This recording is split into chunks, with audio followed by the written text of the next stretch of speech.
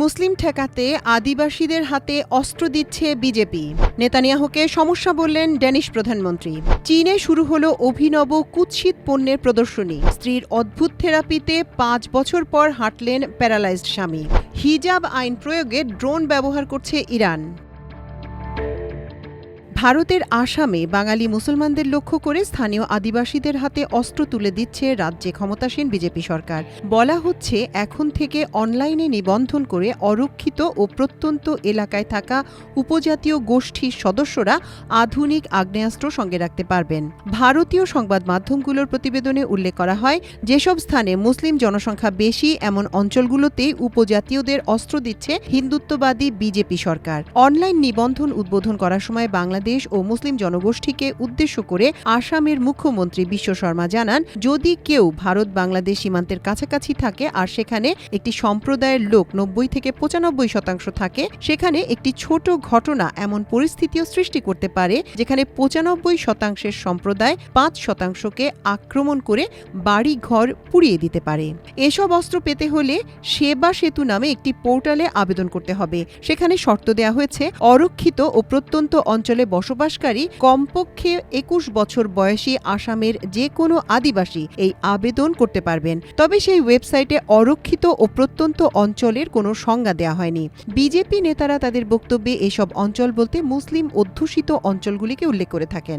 বাংলাদেশ সীমান্ত সংলগ্ন ভারতের এই রাজ্যে প্রায় ৪০% মুসলিম বাস করেন, যাদের অধিকাংশই বাঙালি। স্থানীয়রা আশঙ্কা করছেন এতে অঞ্চলটিতে সহিংসতার আশঙ্কা আরও বাড়বে। এমনকি এসব অস্ত্র চোরাকারবারীদের হাতে পড়ে ভারতের অন্যান্য অঞ্চলেও ছড়িয়ে পড়তে পারে।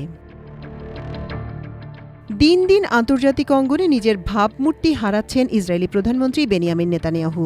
গাজাকে ইসরায়েলের জন্য সমস্যা বলে বক্তব্য দেয়া নেতানিয়াহুকেই এবার সমস্যা বলে মন্তব্য করেছেন ড্যানিশ প্রধানমন্ত্রী মেটে ফ্রেডেরিকসন। শনিবার জিল্যান্ডস পোস্টেন দৈনিকের সঙ্গে এক সাক্ষাৎকারে এমনটা বলেন তিনি। ফ্রেডেরিকসন জানান, নেতানিয়াহু এখন নিজেই একটি সমস্যা। ইসরায়েলি সরকার অনেক দূর পর্যন্ত চলে যাচ্ছে। এ সময় তিনি গাজার ভয়াবহ এবং বিপর্যয়কর মানবিক পরিস্থিতি ও অধিকৃত পশ্চিম তীরে নতুন বসতি স্থাপন প্রকল্পের তীব্র সমালোচনা করেন।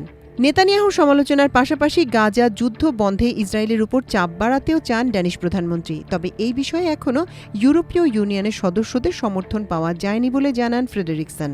বর্তমানে ডেনমার্ক ইউরোপীয় ইউনিয়নে সভাপতিত্ব করছে। ড্যানিশ প্রধানমন্ত্রী জানান, ইসরায়েলের ওপর বাণিজ্য ও গবেষণা খাতে নিষেধাজ্ঞা আরোপ করা হতে পারে, এমনকি পশ্চিম তীরে বসতি স্থাপনকারী ইসরায়েলি মন্ত্রীদের বিরুদ্ধে অথবা পুরো ইসরায়েলের উপরই নিষেধাজ্ঞা দেওয়া হতে পারে।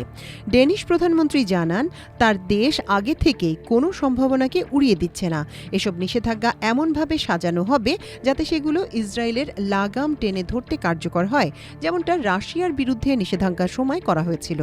ইসরায়েলের উপর নিষেধাজ্ঞা দেওয়ার কথা বললেও এখন ফিলিস্তিনিকে রাষ্ট্র হিসেবে স্বীকৃতি দেওয়ার ঘোষণা দেয়া দেশগুলোর তালিকায় নিজেকে অন্তর্ভুক্ত করেনি ডেনমার্ক। চীনে শুরু হয়েছে অভিনব এক প্রদর্শনী।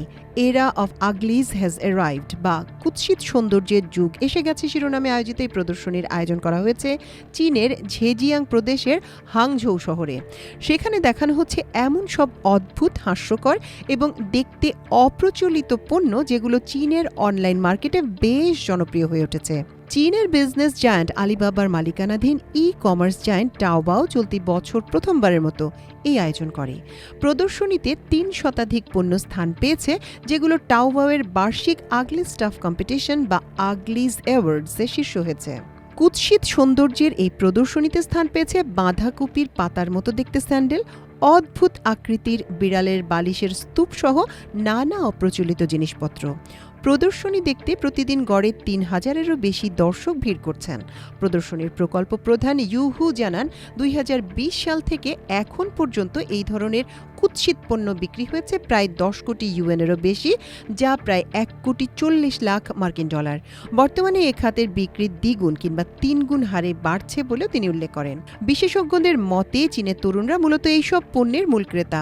তারা প্রচলিত সৌন্দর্যের নিয়ম ভেঙে নিজেদের ব্যক্তিত্ব ও স্বকীয়তা প্রদর্শন করতে চায়। দেশটিতে চলমান অর্থনৈতিক মন্দার সময় তারা তুলনামূলক সস্তা এবং আলাদা ধাঁচের কিছু খুঁজছেন।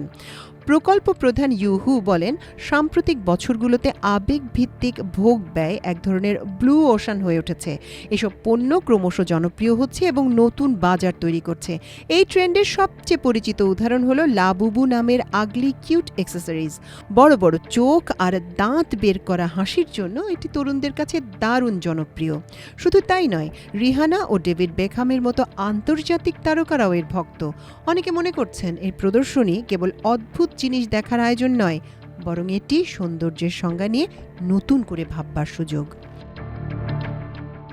দীর্ঘ ৫ বছর ধরে নিজ ঘরে প্যারালাইজড হয়েছিলেন সংযুক্ত আরব আমিরাতের আবুধাবির আল মিরফামের খালিল আল হোসেনি। চিকিৎসকদের দীর্ঘ প্রচেষ্টার পরও কোনো উন্নতি হয়নি তার। ৭ বছর আগে স্ট্রোক করে মাথা থেকে পায়ের পাতা পর্যন্ত প্যারালাইজড হয়ে যায় সাবেক এই সেনা সদস্যের। অবশেষে স্ত্রীর অদ্ভুত এক থেরাপিতে সেই অচল অবস্থা থেকে মুক্তি পান খালিল। খালিজ টাইমসের এক প্রতিবেদনে বলা হয়, খালিলের সুস্থ হওয়ার একেবারেই সম্ভাবনা নেই বলে জানিয়েছিলেন চিকিৎসকরা। স্বামীর এই করুণ অবস্থা মেনে নিতে পারছিলেন না তার স্ত্রী ফাতেমা।